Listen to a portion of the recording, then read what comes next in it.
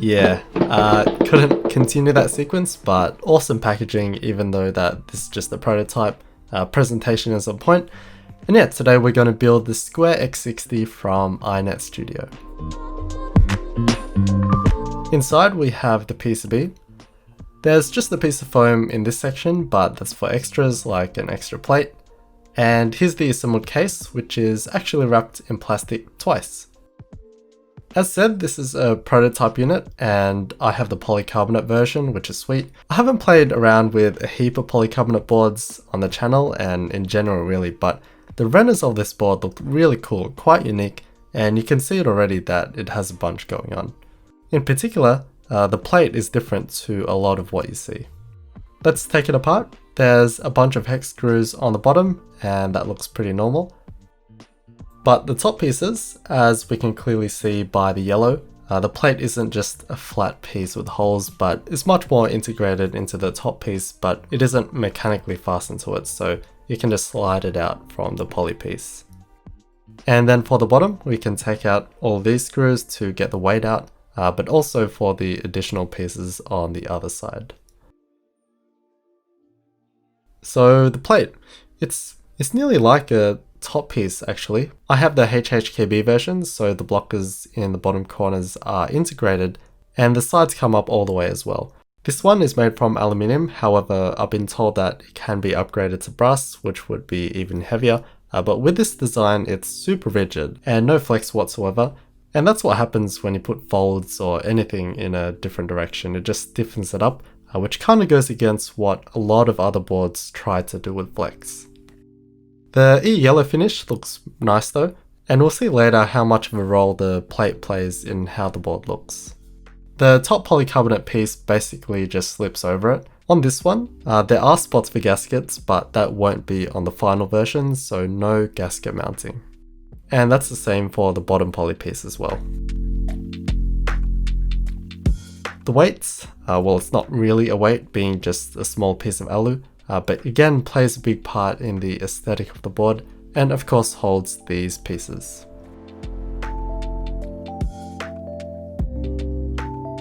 Alright, I was given these Gatoron N1 switches, which are custom coloured in this cool sandy colourway, and they lubed them for me as well. 5-pin, no SMD LED hole, so through hole only, and a 67 gram spring. And let's build this thing.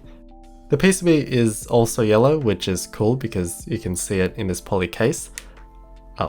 A lot of SMD LEDs, as you can see.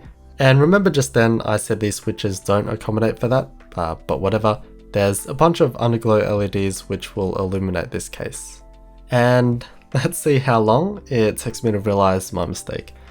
Honestly, when I'm filming a build, there's so much going on in my head. Like, I write and script all of this stuff and that takes a lot of time. It's just my style of video. So I'm constantly thinking about all the details and taking notes in my head. And yeah, this sort of rookie stuff happens. Imagine soldering before putting in stabilizers.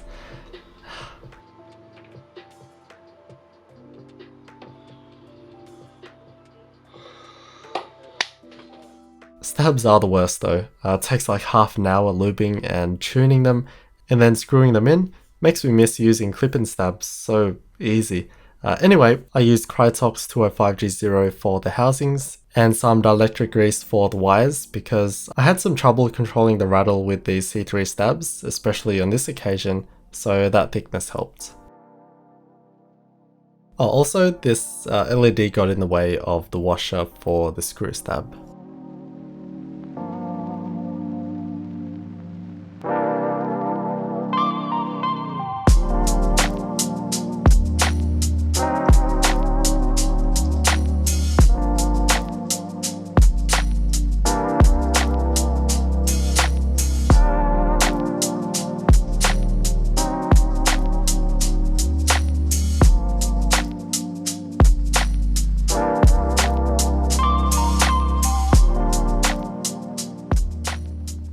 So they describe this as a sandwich mount board, meaning that the plate is sandwiched between the two main pieces. Typically this creates a slightly harder bottom out, and with a very stiff plate, it's probably going to give that sort of experience, but we'll see.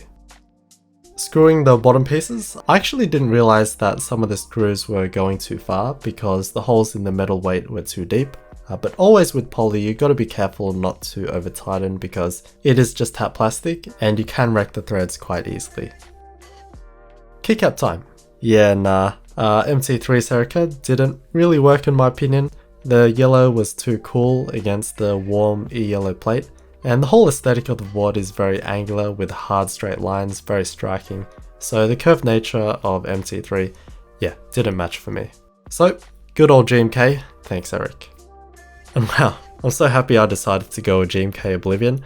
Honestly in my head I was thinking, oh yeah, GMK white on black or minimal would be nice, but Oblivion, I love it. I really love the two-tone grey on yellow, also with a splash of colour on the mod text, and the poly is basically light grey, right? I can't pinpoint the vibe that I'm getting. Like it feels nostalgic to me, the yellow and grey are very industrial looking as well, and the poly adds to that nostalgia. So now we can see how integral the plate is to the aesthetic of the board.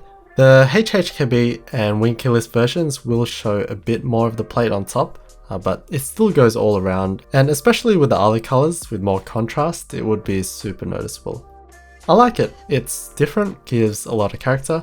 We don't often get to have different colours on top, usually that's for the sides and bottom, but it does just that as well. So it peeks through on the left and right sides, just a simple clean line, 2mm thick. Again, not the most contrasting colours here, but just imagine like a black case, the yellow would be absolutely peaking. And that brings us to the bottom. Very eye-catching in the renders because of how deep it looks. This massive indent in the case looks super striking and very sharp looking. The edges are chamfered though. The weight, much like the plate, plays a role in accentuating its surroundings and really gives it that depth. So we have the iNETT logo on the left and the Square.X logo on the right. So much character, and while there's a lot going on, it doesn't look chaotic to me. It has clean lines and comes together really nicely. So much praise right now, but I'm digging the aesthetic. Oh, and also they said that the menu forgot to put holes for the rubber feet, and I didn't get any, so I just put on some myself because poly scratches quite easily. And RGB stuff, but let's just leave that off, looks much better without lights. My underglow LEDs were stuffed too, so I'll pass that on, and you can make your own conclusions.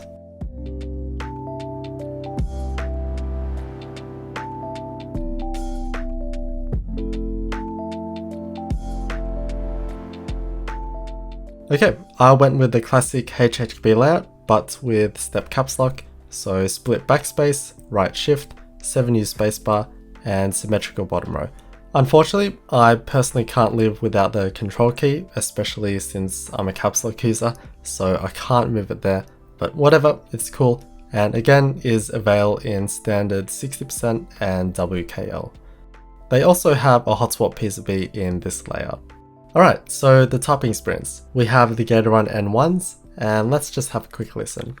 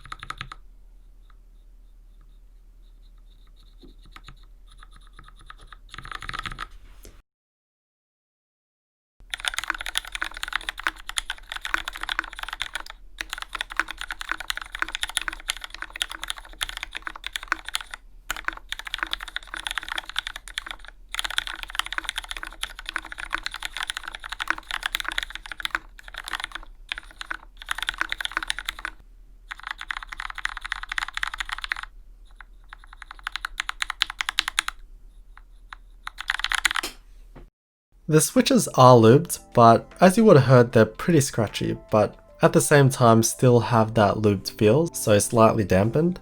A little surprising actually, because usually if you lube a GAT, they'll be nice and smooth, and I did try and lube a few switches myself with 205G0, even went real heavy on one, but it still had the same result. And you can kind of tell just holding them that the housings feel quite different even when clipping them together, so yeah, interesting.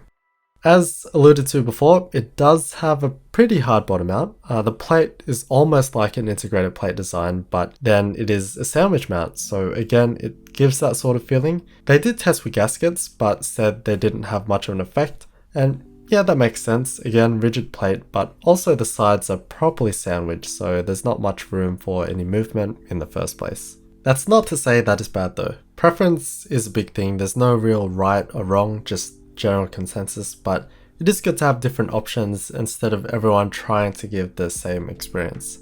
And it looks like the Square 80 and 65 are quite similar. There's quite a difference in feel between having this thick mat underneath and just having it on the table, of course, as expected. I feel a lot at the table with this board. Like when you're typing, you kind of feel that vibration, and it's kind of hard to explain, but you feel that energy going through the board and that translates in sound as well. Compared to other boards which are much more self-contained, but that may be just due to it being poly. So I don't super enjoy the experience without a mat. It feels like that little bit of dampening is nice to me personally, and it just tightens the feel a little bit, but it still feels great. However, it would be really nice to try out other switches to see how it goes because they're not the most satisfying in the first place. And that's the Square.X 60 from iNETT. I adore how this thing looks. It's not for everyone, it's very striking, but for me it's clean and it works. I'm just appreciative because it's different. Clearly the plate carries a lot of its character. I like that it gives more opportunity to have accenting colors, and it'll be really interesting to see how people match these up with different caps, but more importantly, it completely determines the feel of the board. I really did enjoy this though. They've done a few protos and they seem to be pretty happy with it, so the group buy shouldn't be too far away. I'll chuck all the necessary links in the description and let me know what you think.